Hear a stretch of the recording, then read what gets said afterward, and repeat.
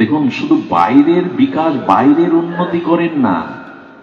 শুধু বাইরের বিকাশ, বাইরের উন্নতি করলে রাবণের লঙ্কার বিকাশ হয়ে যাবে, অযোধ্যার বিকাশ হবে না।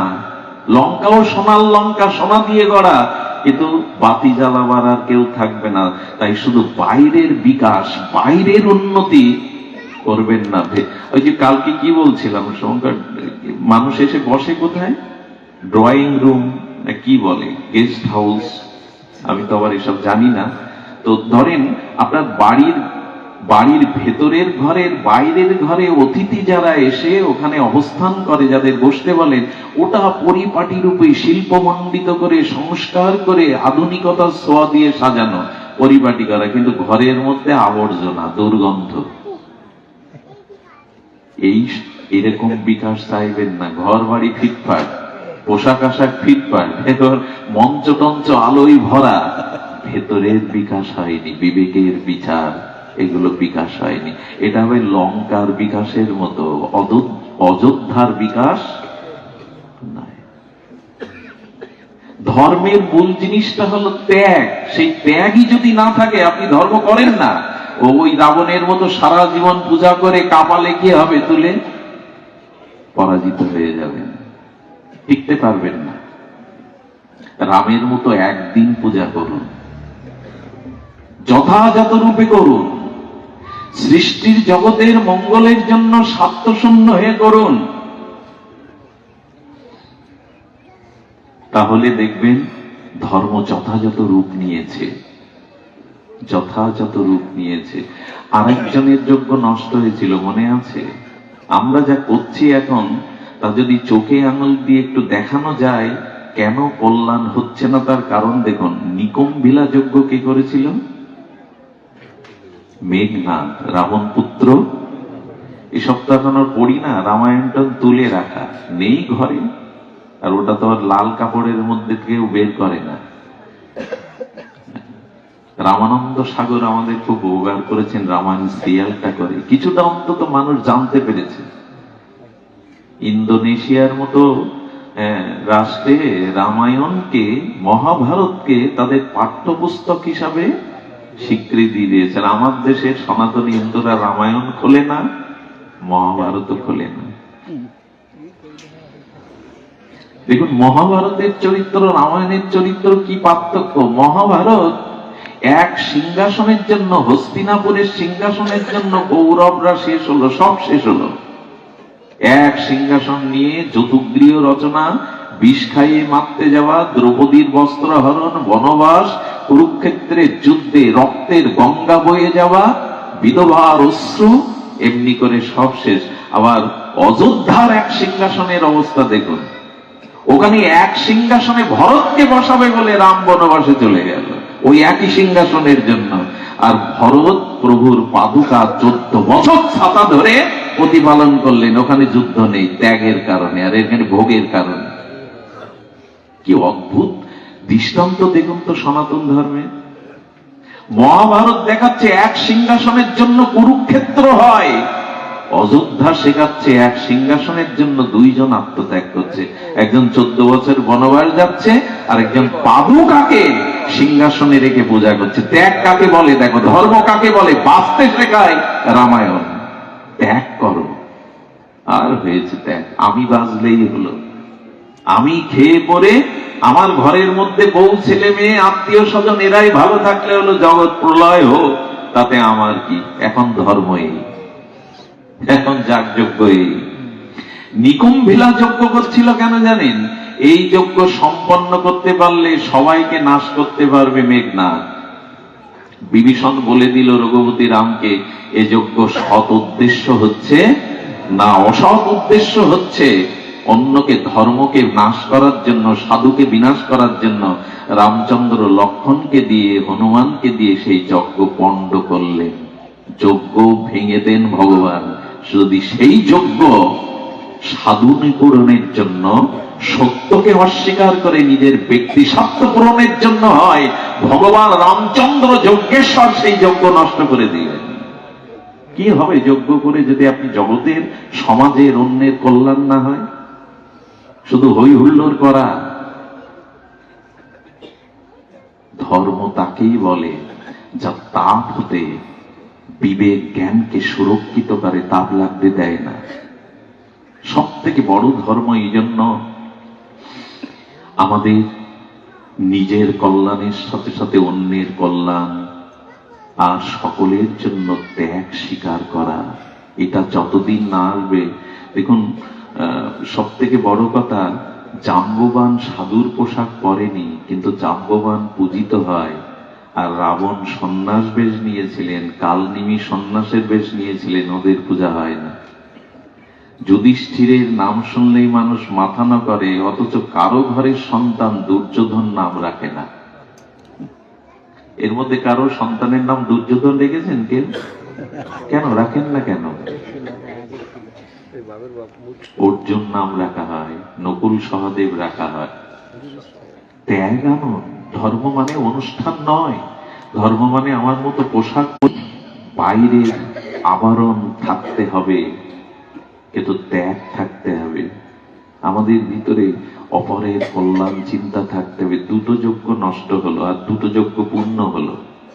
এক বিশ্বামিত্রের যজ্ঞ, রাম লক্ষ্মণকে এনে উনি যজ্ঞ করেছিলেন। কেন জানেন? এই যজ্ঞে রাবণের সমস্ত অনুচরগণ এসে ঋষিদের মেরে যজ্ঞ নষ্ট করে দিত। যজ্ঞ করলে জগতের হিত হবে, ফসল হবে, বৃষ্টি হবে, প্রতিকূলতা আসবে না। যজ্ঞ করলে সেই ধূমের দ্বারা দেবতা সন্তুষ্ট হবে, তাতে প্রকৃতির ভারসাম্য থাকবে। আজকে পৃথিবী চিৎকার করছে প্রকৃতির ভারসাম্যতা নেই, শীত চলে যাচ্ছে,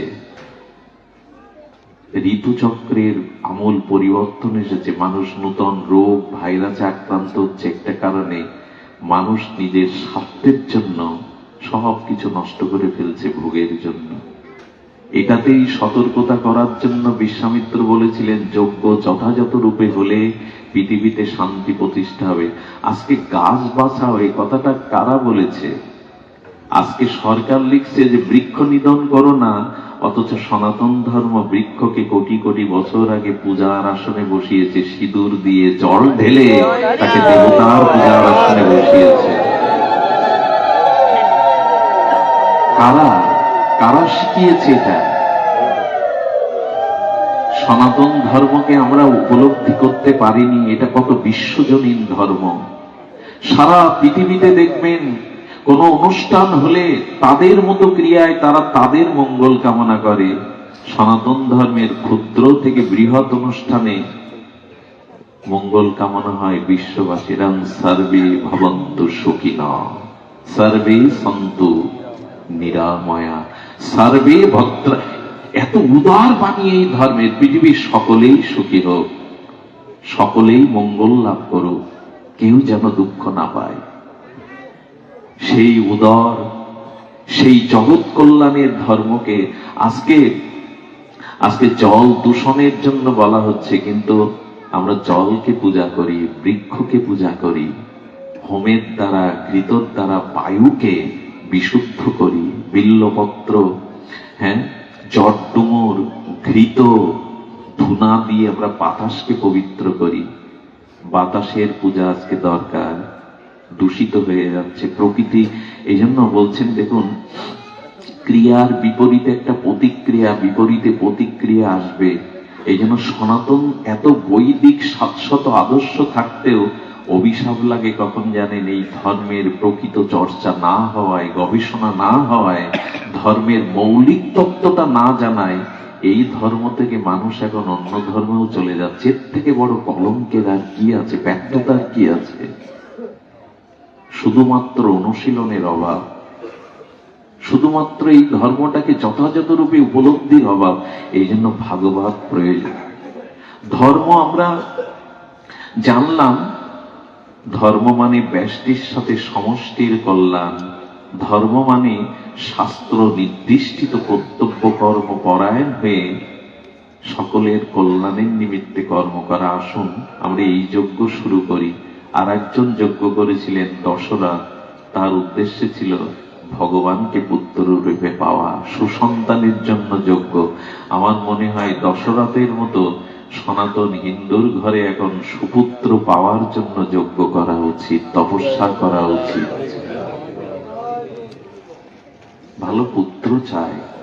এই সনাতন ধর্মের উত্তরাধিকার ভাবে সুসন্তান চায়। দশরথ যজ্ঞের দ্বারাই রাম ভগবানকে এই চার রূপে পরম ব্রহ্মকে তিনি পেয়েছিলেন। শুধু ভক্তমণ্ডলী, এই জন্য আমরা ধর্মের সংজ্ঞাটি সামান্য জানলাম, যে ধর্ম ব্যষ্টির সাথে সমষ্টির কল্যাণ, ধর্ম কর্তব্য পরায়ণতাই হলো ধর্ম। আমি এই জন্য আপনাদের কাছে আবারও অনুরোধ করব, যেটুকু ধর্ম আচরণ, যাগ যজ্ঞ, যে পূজা পার্বণ যেটুকু করবেন, তার অর্থ জেনে, তার সরলার্থ জেনে, তার মর্মার্থ জেনে, যাতে জগৎ জীবের কল্যাণ চিন্তায় সেটা সমর্পিত হয়, এটাই ধর্ম। যাকে ধারণ করলে আর তাপ আর বিনাশ আসবে না, সেইভাবেই যেন আমরা ধর্ম প্রতিপালন করি। কিন্তু পরম ধর্ম কাকে বলে? আমরা আজকে আলোচনার বিষয়বস্তু ছিল কি সত্য নয়, পরম সত্য। ধর্ম নয়, পরম ধর্ম। ভাগবত এই জন্য অনন্য গ্রন্থ।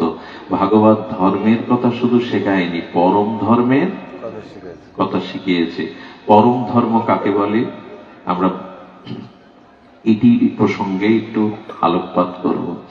পরম ধর্ম কি সেটা জানতে হবে। পরম ধর্ম হলো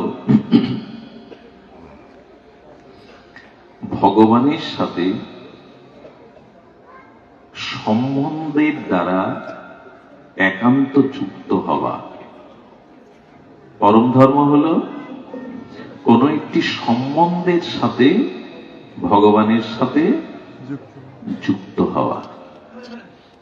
কথাটি আমরা আরো একটু বিস্তার বা প্রকাশ করবার চেষ্টা করি, যাতে আমাদের অনুধাবন হয়। ধর্ম মানে ঈশ্বরের সাথে যুক্ত হওয়া। যদি বলেন আমরা কি বিযুক্ত, আমরা বিযুক্ত নয়, যুক্ত। তবে ঈশ্বরের সাথে আমার এখনো কোনো নিবিড় সম্বন্ধ রচনা হয়নি। এই জন্য ধর্মে আছি, পরম ধর্মে উঠতে পাচ্ছি না। ধ্যান দিন, উপনিষদ বলেছেন রস বই স, অর্থাৎ সেই পরম ব্রহ্ম কি, তাকে তুলনা করা হয়েছে কি দিয়ে?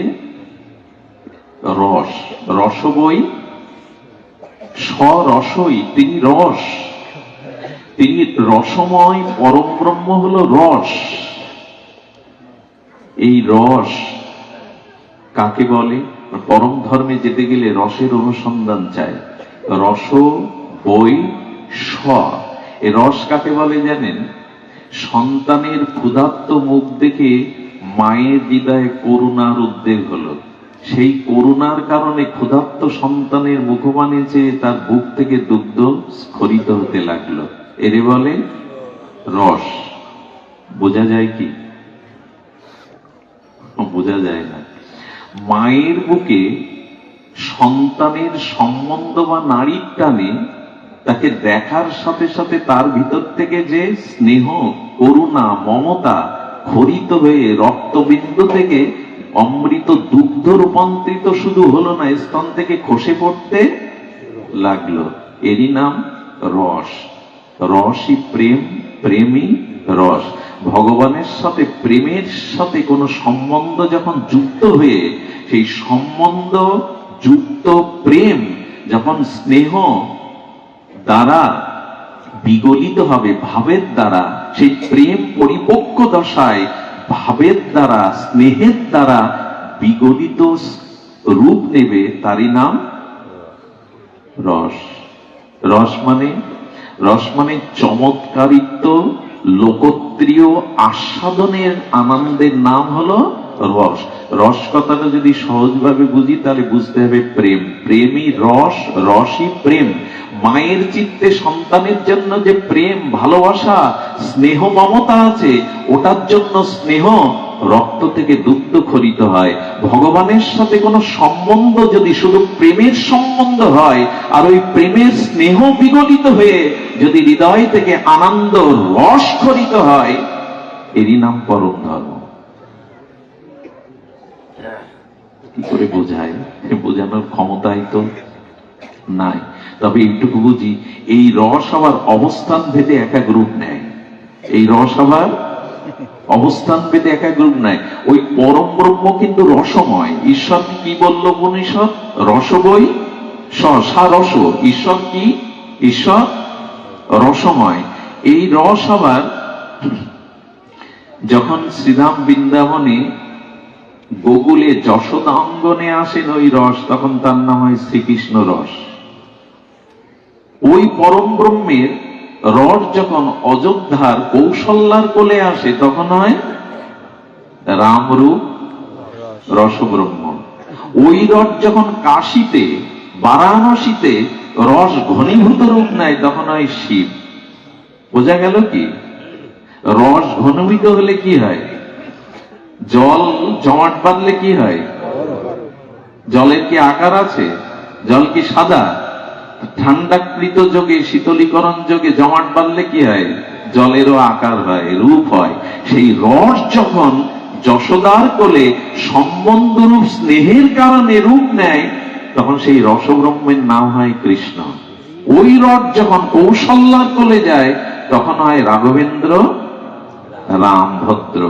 ওই রস যখন কাশীতে, বারাণসীতে যায়, তখন সেই রসের নাম হয় শিব। ওই রস যখন যোগী মণি ঋষিদের চিত্তে আসে, তখন সেই রসের নাম হয় কি? নাম হয়, নাম হয় বিশুদ্ধ শান্ত রস। যোগী ঋষিদের কি রস আছে ভেতরে? শান্ত রস। ওখানে ওরা জগৎ থেকে সমস্ত অন্তর্মনা হয়ে ওই শান্ত অবস্থায়, কোনো কামনা বাসনা তাদের আর নেই। যোগী ঋষিদের চিত্তে ওই রস এলে কি রস হয়? শান্ত রস। আচ্ছা, ওই রস যদি কোন সেবকের চিত্তে প্রবেশ করে, তখন হয় দাস্য রস। বোঝা যায় মা? ওই রস যখন, ওই প্রেম যখন কোন দাসের ভিতরে প্রবেশ করে, তখন তার নাম হয় দাস্য রস। ওই রস যখন কোন সখার ভিতরে প্রবেশ করে, বন্ধুর ভিতরে, তখন সেটা হয় সখ্য রস। ওই রস যখন কোন মায়ের ভিতরে প্রবেশ করে সন্তানের জন্য, তখন হয় বাৎসল্য রস।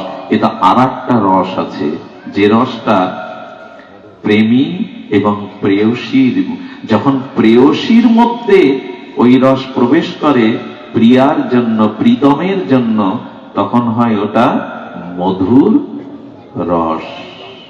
আমাদের উপাসনাটা এই রসে। আমাদের উপাসনাটা শুষ্ক না, শুধুমাত্র ভগবান তুমি সর্বশক্তিমান, ফুল চল ছড়ালাম, মন্ত্র ঝাড়লাম, এরকম না।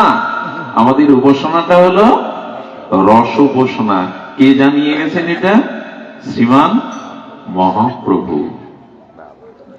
এই রস ঘনীভূত হলে, যখন ঘনীভূত হয় এই রস যখন অনেকগুলো মূর্তি ধরে পরম চিন্ময় আনন্দে মগ্ন হয়, তার নাম রাস। এই রস ওখানে, ওখানে রাধা কৃষ্ণ নেই, ওখানে গোপীরা নেই, ওখানে রস এক একটা রূপ নিয়েছে। রসের ঘনীভূত রূপ হলো রাস। আর ওই রাস মহাপ্রভু হরিনামের মধ্যে দিয়ে গেলেন। এবার ওই রাস মিলিত আস্বাদন, আমি মনে হয় একটু গভীরে যেতে চেষ্টা করছি। রাতও গভীর হচ্ছে, সময়ও গভীর হচ্ছে। আসুন, রস উপাসনা আমাদের শুষ্ক উপাসনা নয়। চৈতন্য মহাপ্রভু এই রস সিন্ধুর সন্ধান আমাদের দিয়ে গেছেন। চারিদিকে রস আর রস। এখানে বিষ নেই, এখানে অন্য কিছু নেই। এরই বলে পরম ধর্ম। সেই পরম ধর্মের প্রথম সত্তাকে ওই রসে পৌঁছাতে গেলে যেটা আপনাকে ছাড়তে হবে, এই মুহূর্তে যদি ছাড়তে পারেন, ওই রসে আপনারও অধিকার। সেই ছাড়তে হবে হলো পুরুষ অভিমান। ওখানে কোনো পুরুষের প্রবেশ, এসব কথা মেনে নিতে পারবো তো? ওইখানে কোনো, আচ্ছা পুরুষের কেন নাই? নাই এই কারণে, পুরুষ শব্দটার একটা অর্থ হচ্ছে অহংকার। আমি তো কর্তা, আমি তো সব করি। এই জন্য আমাদের সমাজে নাম দেওয়া হয় পুরুষ শাসিত সমাজ। পুরুষ মানেই একটা কর্তা, অভিমান। তো অভিমান থাকলে, নিজে কর্তাভাব থাকলে ওই রসে কোনোদিন পৌঁছানো যাবে না। এই রসে পৌঁছাতে গেলে মহাপ্রভুই বলে দিয়েছেন। কারণ দেখবেন ওই রসের কোন পুরুষ আকার বা প্রকৃতি আকার, এই রসের আকার আছে কি? রসের আকার নেই। রস মানে প্রেম, প্রেম মানে আনন্দ। আরো একটা মজার কথা শুনুন, এই রস বা প্রেম এটা আস্বাদন একা হয় না। আচ্ছা, আপনারা সব চলে যান, বিদায় নেন, নিয়ে আমাকে এখানে একা বসিয়ে রাখুন, রস আস্বাদন হবে তো? রস হতে গেলে পতি পত্নী, রাধা কৃষ্ণ, জানকী রাম, দুটো কেন ওখানে? খুব মজার কথা, শাস্ত্র বলেছেন উপনিষদ, একাকী ন রমতে, একা কখনো রমন বা প্রেম বা আস্বাদন, ভালো করে শুনুন, একা কখনো রমন হয় না। একাকী ন রমতে, একা রমন হয় না। এই জন্য রস আস্বাদনের জন্য দুই তত্ত্ব লাগবে। দুই তত্ত্ব ছাড়া, এই জন্য ওই একই রস দুই ভাবে বিভাজন হয়েছে, রাধা কৃষ্ণ সীতারাম হর পার্বতী। একা রমন হবে না। কিন্তু এই রসের সমাপ্তি কোথায় জানেন? দুইজন ছাড়া রমন হবে না, দুইজন ছাড়া মিলন হবে না, দুইজন ছাড়া প্রেম হবে না। কিন্তু এই রসের বা প্রেমের পরিণতি কোথায় জানেন? পরিণতি হলো এই দুই তত্ত্ব রস মিশিয়ে এক করে দেওয়ার নামই হলো রসের চরম পরিণতি। দুই, যে যাকে ভালোবাসে, যার সাথে যার প্রেম আছে, সম্বন্ধেই রসের, সে কি করে জানেন? চিরদিন একটা অনুসন্ধানে থাকে, তার সাথে একেবারে। দেখবেন মাঝে মাঝে ভক্তদের সাথে দেখায়, এমন জোরে আলিঙ্গন করে, মনে হয় পাজর টাজর ভেঙে ওর মধ্যে ঢুকিয়ে নিতে যাচ্ছে বুকের মধ্যে। অনেকদিন পরে বাবা মেয়েকে পেয়েছে, 10 বছর পরে এসেছে, বাবাকে মেয়েটা এমন ভাবে জড়িয়ে ধরে যেন বাবার মধ্যে ঢুকতে চেষ্টা করেছে, হাড় গোড় ভেঙে ওর মধ্যে অস্তিত্বটাকে নিয়ে যেতে চাচ্ছে। প্রেমের চরম পরিণতি রসে। প্রেম দুই ছাড়া হয় না, একাকী নয়। দুই থাকতে আর ভালো লাগে না, দুই থাকতে আর ভালো তার লাগে না। লাগে কি? মীরাবাইয়ের কি লাগলো? মীরা যখন চলে গেল না মেওড়া থেকে রাজস্থানে, একটু ভক্ত চরিত্র, মেওড়া থেকে রাজস্থানের যখন মীরা কম অত্যাচার সহ্য করেনি, মাধবী সখী বৃন্দাবনের, তবু কম অত্যাচার, কত কলঙ্ক, কত অত্যাচার সব সহ্য করে মীরা যখন চলে গেল, মেওড়াতে অনাবৃষ্টি দেখা দিল, ফসলহানি দেখা দিল, সবাই চিৎকার করতে লাগলো। দেখুন, গ্রামে যদি কেউ বৈষ্ণব হয় তার পেছনে লাগবেন না, শুদ্ধ ভক্ত হলে লাগবেন না, ভক্ত শূন্য বৈষ্ণব শূন্য হলে ওখানে বিধাতার অভিশাপ নেওয়ায়। বিধাতার অভিশাপ নামে যখন রোগ আসতে লাগলো, অনাবৃষ্টি, দুর্ভিক্ষ, অনাহার, তখন সবাই কপাল চাওড়াতে লাগলো, মীরাকে আমরা বড় কলঙ্কিত করেছি, মীরাকে বড় কষ্ট দিয়েছি। মীরা বৃন্দাবনের পথে পথে সেই গিরিধারী লালের প্রেমানন্দে কখনো নাচেন, কখনো কীর্তন করেন, কখনো বিভাবিত হয়ে ঘুরতে থাকেন বৃন্দাবনের ব্রজের পথে পথে। তিনি এলেন মথুরায়, মথুরায় এসে শুনলেন, তিনি দ্বারকায় গেলেন। দ্বারকার মন্দিরে মীরাকে ফিরিয়ে নেওয়ার জন্য মেওড়াবাসী যখন বললেন, মীরা মা ফিরে চলো মা, তোমার কারণে পুড়ে ছারকার হয়ে যাচ্ছে। আমার মনে হয় যেখানে ভক্তের চরণ ধুলি পড়ে না, যেখানে শুদ্ধ ভক্তের আগমন ঘটে না, সে মাটিতে কল্যাণপ্রদ বরাবরেও কিছু হয় না। ভক্ত শূন্য হলে সে মাটি অভিশপ্ত হয়ে যায়। মীরা ফিরে চলো। আজকে প্রভকান্তি আগ্রা আজকের অন্য দিনের আগ্রার মতো নয়। এখানের আকাশ বাতাস এখন দেবতারাও প্রার্থনা করে। এখানের আকাশ বাতাসে অনেক পবিত্র ঋষিমুনির আত্মা এসে ভর করেছে। এখানে সাক্ষাৎ ভগবানের কৃপা করুণামূর্তি বইছে। সাধু যেখানে মিলিত না হয়, ভগবত হরিকথা হরি নামাদি যেখানে আস্বাদিত না হয়, সে স্থানে মঙ্গল কিছু হতে পারে না, কল্যাণ কিছু, অভিশপ্ত হয়ে যায় সেই ভূমি। এই জন্য গৃহে যেখানে ভগবানের নাম সাধুগুরু বৈষ্ণবের চরণ ধুলিতে অনুরক্ত না হয়, সে গৃহ নয়, তা শ্মশান ভূমি। উচিত হলো সাধুগুরুর অনুরাগ সাধুগুরুর সান্নিধ্য যাওয়া। মীরা বলল, আমি আমার গিরিধারীর কাছে শুনে আছি সে অনুমতি দেয় কিনা। মন্দিরের মধ্যে প্রবেশ করে বললেন, আর কতকাল আলাদা রাখবে গো? বলো না, তোমায় ছেড়ে আর কতকাল আলাদা থাকবো, কতকাল ঘুরিয়েছ আমায়। এই বলে মীরা যখন আহ্বান করলেন, দ্বারকাধীশ ভগবান মীরাকে নিজের মধ্যে যে প্রেম দুই থাকে না, প্রেম মিশে যায়, সঙ্গে সঙ্গে মীরার চিন্ময় শরীরটা দ্বারকাধীশ গোবিন্দ মিশিয়ে নিলেন। পূজারি গিয়ে দেখলেন মীরার কাপড়টা গোবিন্দের গালে বেঁধে আছে, মিলিয়ে নিলেন। এই হলো রসের পরিণতি। কবে তোমার কাছে ফিরে যাব, কবে তোমার হব। এই মরময়, মৃত্যুময়, যন্ত্রণাময়, সত্যময় সংসার থেকে কবে তুমি তোমার কাছে আমায় নেবে, কবে একাকার হয়ে মিশে যেতে পারবো তোমায়। এই অভিলাষটাই হলো প্রেমের অভিলাষ, রসের উপাসনা। মহাপ্রভুর এই দশা হয়েছিল। তিনি তার প্রিয় পরম জগন্নাথের মধ্যেই মাথুর বিরহিনী রাধা ভাবে তিনি শ্যামসুন্দরকে দেখেই তো মিলিত হয়েছিলেন। নাও আমায় নাও। মাঝে মাঝে মহাপ্রভুর ওই রস মিলিত হওয়ার জন্য গম্ভীর গাম্ভীরার মধ্যে মহাপ্রভুর অস্থি মজ্জা রক্ত বিগলিত হয়ে দীর্ঘ হয়ে যেত। এটি ব্যাখ্যা করে বোঝাবার কথা। হাড় মাংস দেহটা বহু ফুট লম্বা হয়ে বিগলিত হয়ে যেত। মাঝে মাঝে এই বিরহে, এই প্রেম, এই রসের অনুভূতিতে হস্তপদ কূর্মের ন্যায়, মাটির ঢেলার ন্যায় ভেতরে প্রবেশ করে মাটির কর্মাকৃতি আকার হয়ে যেত। লোমকূপ দিয়ে রক্ত ঝরছে মহাপ্রভুর। নিদ্রা নেই এই বিরহ। এই জায়গাটায় পৌঁছানোর জন্য গম্ভীরানাথ এই লীলা করেছিলেন। রাধা রানীর বিরহ, মাধুর বিরহ বেগ করে মহাপ্রভু বলেছিলেন, প্রেম না হলে কেউ কারোর কথা ভাবে গো, ভালোবাসা না থাকলে কেউ কারোর কথা ভাবে। এই ভগবানের প্রতি চির আপনত্ব, রস ও প্রেমের সম্বন্ধের অনুরাগের নামই হলো পরম ধর্ম। ধর্ম করছি আমরা, কিন্তু এই পরম ধর্ম মহাপ্রভু দিতে এসেছিলেন। কবে তোমার হব, তোমাতে মিশে যাব, কবে তোমার সেবা ভাবনা নিয়ে দাস্য সাক্ষ্য বাৎসল্য মধুর রসে তোমাকে এমনি করে ভালোবাসতে পারবো।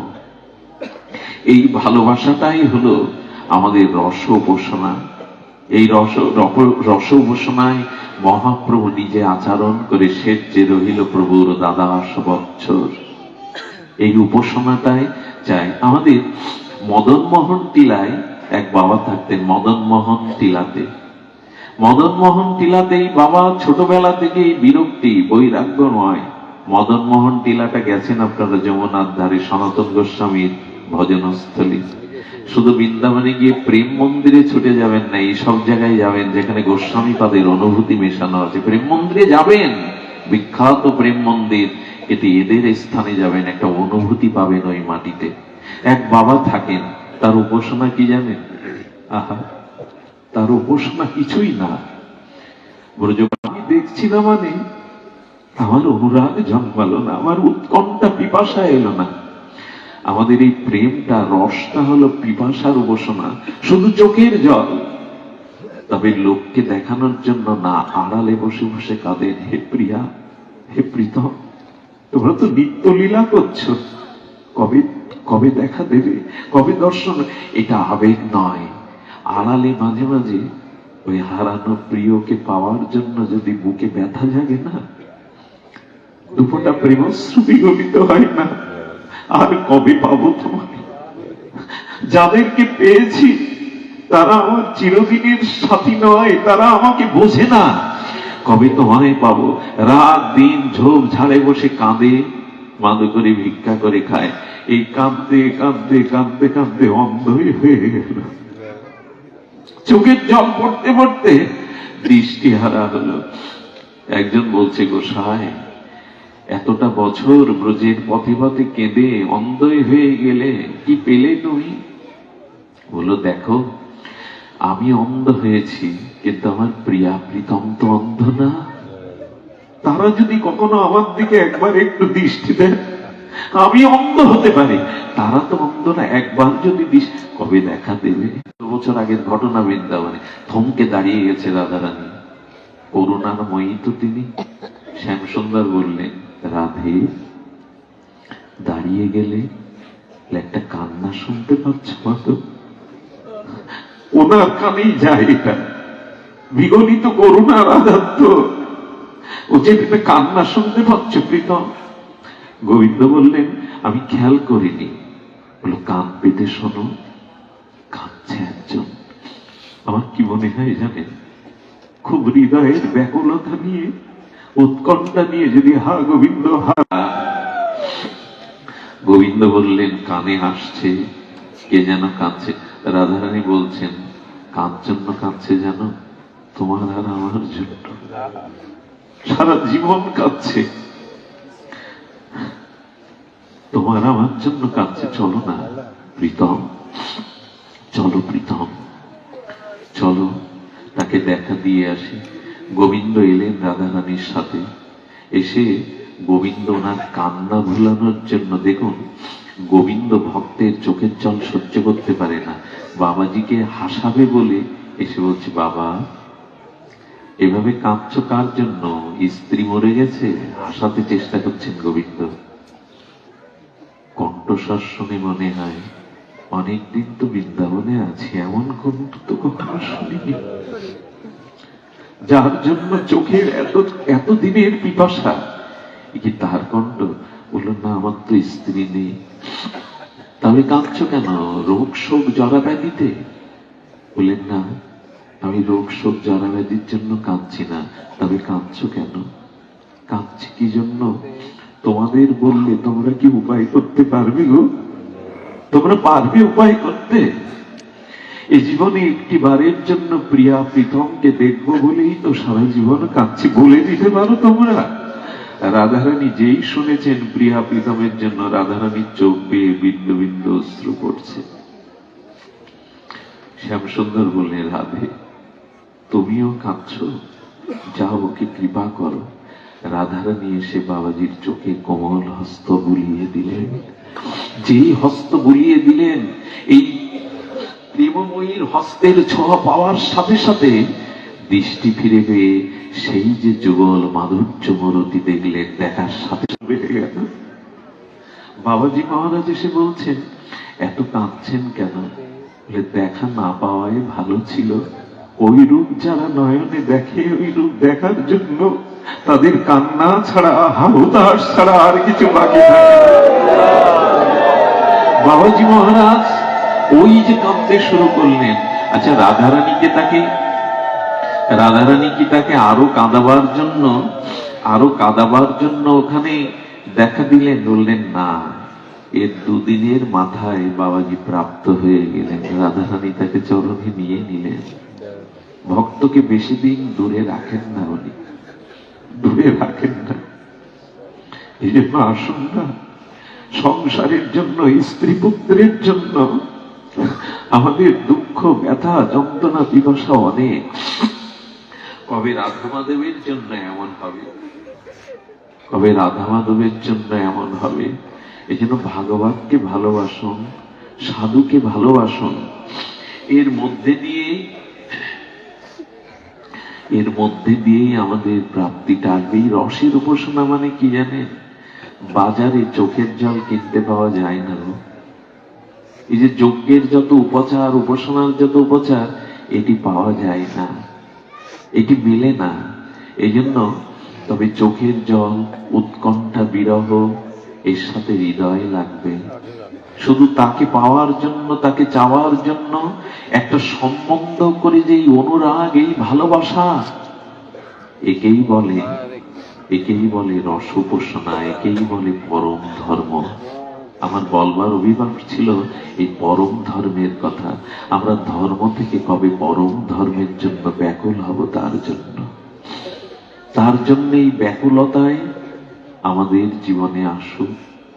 অন্ধ বিল্বমঙ্গল চোখ অন্ধ করে দিয়েছিলেন, তোমাকে ছাড়া এ চোখে দেখব না। বৃন্দাবনের পথে পথে তিনি অন্ধ হয়ে ছুটে চলেছেন, আর বারবার সেই একটাই সঙ্গীত গেয়ে চলেছেন, আমার হাত ধরে তুমি নিয়ে চলো সখা, আমি যে পথ চিনি না। মনে আছে সেই ঘটনা বলেই আজকের পাঠ বিশ্রাম করি। সেই সরলার চম্পার কথা মনে আছে আপনাদের? অনেকবার আস্বাদন হয়েছে। 11 বছরের দুটো যমজ বোন সরলা এবং চম্পা। ভাগ্য হয়েছিল এক ব্রজবাসীর মুখে ভাগবত শ্রবণে। ভাগবত শ্রবণে সেখানে কি বলছে জানেন? ওগো, কেউ যদি বৃন্দাবনে সাধু দর্শন পায় তবে মহৎ সাধু দর্শনেই গোবিন্দকে পাওয়া যায়। ভাগবতে এইটা ওরা বর্ষির মতো আটকে গেছে ওদের মনটা। বৃন্দাবনে গিয়ে যদি সাধু দর্শন হয়, সাধু কৃপা হয়, তাহলে গোবিন্দকে পাওয়া যায়, ব্রজেশ্বরকে পাওয়া যায়। সারা রাত না ঘুমিয়ে এই যমজ বোন, সত্য ঘটনা শুনুন, সরলা চম্পা সারা রাত ঘুমায়নি। কেন জানেন? দিদি একজনকে, দিদি একজন বোন, দিদি কাল ভোরবেলা চল, পায়ে হেঁটে আমরা ব্রজে যাই। ব্রজে যদি যমুনার কূলে যাই তাহলে কোনো শুদ্ধ বাবাকে পাবো, ভক্তকে পাবো। আর বলেছেন তো বাবা ভাগবতে, শুদ্ধ সাধু দর্শন হলেই গোবিন্দ পাওয়া যায়। তারা মধ্যরাত্র থেকে না খেয়ে না দিয়ে সরলা চম্পা হাঁটতে শুরু করেছে। বেলা দ্বীপ্রহরের সময় যমুনা পলিনে পৌঁছালো। ক্লান্ত শ্রান্ত, তবু ওই উৎকণ্ঠা। প্রেম মানে কি জানেন? পিপাসা। এই পিপাসা, ভজন মানে পিপাসা। এই পিপাসা বুকে নিয়ে যখন যমুনার কূলে গেছে, দেখছে এক বাবাজি মহারাজ। ওই দেখ, জটাজুটোধারী এক সাধু এসছে, তার মানে আমরা গোবিন্দ পাবো। এই দৃঢ় ভাগবত বিশ্বাসে তারা আশায় বুক বেঁধেছে। একটু আড়ালে গেল। বাবাজি মহারাজ কি করেছে জানেন? বাবাজি মহারাজ তার কাঁধের ঝোলাটা রেখে, তখন তো বৃন্দাবন একটু অরণ্য, উনি পাচ্যক্রিয়া মলমূত্র ত্যাগের জন্য একটু গভীরে গেছেন। চম্পা বলছেন, সরলা দিদি, তুমি শুনেছি সাধু দর্শন হলে সাধুর পাত্রের মধ্যে ভগবান পাওয়া যায়, তুমি খুঁজতে যাবো, আমি পাহারা দিচ্ছি। থলের ভিতরে হাত দিয়ে প্রথমে একটা গীতা পেল, জপের মালা পেল, রাধাকুণ্ডের রস, চন্দন পেল। সবশেষে দেখে একটা কাঠের ছোট বাক্স। বাক্সটা খোলার সাথে সাথে দেখে গোপাল বসে আছে, হাকুড়ি গোপাল। সরলা রে, এই দেখ, বলেছিলাম না সাধু দর্শন হলে গোবিন্দ পাওয়া যায়? এই দেখ, এই দেখ, গোবিন্দ সাধুর ঝোলার মধ্যেই আছে। সাধু দেখেছি মানে এই গোবিন্দ পাওয়া হয়ে গেছে। কিন্তু গোপাল তো ইতিপূর্বে দেখেনি। হাতে নিয়ে কাঁদছে সরলা। কেন জানেন? দিদি, সাধুর জন্য গোপাল পেয়েছি, কিন্তু সাধু ভালো না, সাধু নিষ্ঠুর। বলো কেন? দেখ, এই ছোট্ট কাঠের বাক্সে রাখতে রাখতে গোপালের পাটা ভাঁজ হয়ে গেছে। কত কষ্ট পেয়েছে। ওরা তো জানে না হাকুড়ি গোপালের পা ভাঙা থাকে। বললে, দিদি, সাধু এত কষ্ট দেয় কি করে গোপালকে? আরে এইভাবে বসিয়ে রাখতে রাখতে অনেক কষ্ট হয়েছে গোপাল তোমার, তাই না? কি করেছে জানেন? এরই নাম তো ভজন। এই অনুরাগ, এই সেবা ভাবনা, এরই নাম ভজন। সরলা বলছে, আমরা গোপালের জন্য যে মাখন এনেছি, আয়না মাখন দিয়ে আর চোখের জল দিয়ে পাটা টেনে দিয়ে যদি দাঁড়িয়ে পড়ে, পায়ের ব্যথা যায়। সেবা ছাড়া কিছু হয় না। এই হৃদয়ের প্রাণ ঢালা সেবা চাই। সেবাই তো, যেখানে সেবা নেই সেখানে ধর্ম নেই। মুনি ঋষিদের ঘরে আগে যাননি রাম, রাম গিয়েছিল শবরীর ওখানে, কারণ শবরীর সেবা ছিল। শুধু তপস্যা না, সেবা ছিল। আজকে চোখের জলে সরলা আর চম্পা মাখন টেনে টেনে বললেন, গোপাল একটু দাঁড়াও না, কত কষ্ট হয়েছে, একটু দাঁড়াও না। এর মধ্যে কতক্ষণ থাকতে থাকতে কষ্ট হয়েছে। ভগবান ভক্ত বাঞ্ছা কল্পতরু ওদের হাতের উপরেই দাঁড়িয়ে গেছে। গোপাল ওদের হাতের উপরেই দাঁড়িয়ে গেছে, প্রকট হয়ে গেছেন ভগবান। উনি প্রেমের দেবতা তো। ওনার উপাচার শুধু প্রেম, চোখের জল, হৃদয়ের শুদ্ধ অনুরাগ, এতেই প্রকাট হয়ে গেছে। গোপাল প্রকাট হলো তো ওইখান থেকে সাধু প্রবেশ করতে শুরু করে। সাধুকে দেখে ওরা তড়িঘড়ি গোপালকে রেখে আবার লুকিয়েছে, সাধু যদি কিছু বলে। দূর থেকে ওরা শুনছে, সাধু এসে দেখছে, বা স্নান করে উঠে দেখে মালাটা বাইরে, গীতাটা বাইরে, হ্যাঁ, রাধাকুণ্ডের রসটা বাইরে। হঠাৎ তাকিয়ে দেখে তার সেবক, সেব্য বিগ্রহ গোপাল হাকুড়ে গোপাল নাই দাঁড়িয়ে গেছে, নির্বাক চোখের জলে বলছেন, ও এতদিন ভালোবেসে কাছে রাখলাম, আমার সেবা তোমার পছন্দ হয়নি না? আমার জন্য তাহলে দাঁড়াওনি এতদিন? কার ভালোবাসা পেয়েছো? কার সেবাতে দাঁড়িয়ে গেছো? আমার ভালোবাসা এতদিন স্বীকার করনি? গোবিন্দ হঠাৎ বলে বসলেন, সরলের কাছে চিরকাল আমি সরলই গো। যাদের হৃদয়ে সরলতা আছে আমি তাদের কাছে দেখুন, ভগবান ভজনের সব থেকে বড় প্রয়োজন কি জানেন? সরল হওয়া। খুব কূটবুদ্ধি থাকলে ভগবান কৃপা করেন না। সরলতাই হলো, শিশুর মুখ দেখলে সবার মন ভালো হয় কেন জানেন? ওদের মধ্যে কপটতাটা নাই বলে। শিশুর মুখে একটা পরিবারের আনন্দের জোয়ার বইয়ে দেয়, দুঃখ ভুলিয়ে দেয়, শুধুমাত্র সরল বলে। আজ এদের তপস্যা নেই, কিন্তু সরলতা, ব্যাকুলতা, সেবা ভাবনার দ্বারা প্রকট হলেন। দূর থেকে সেই সাধু বললেন, জানি না কে তোমরা, তোমাদের সরলতা, প্রেম, সেবার দ্বারা গোপালও যে দাঁড়াতে পারে আজকে জানলাম। প্রেমেরই জয়, সেবারই জয়। আসুন এই সেবা ভাবনাটা আমাদের চিত্তে থাকুক।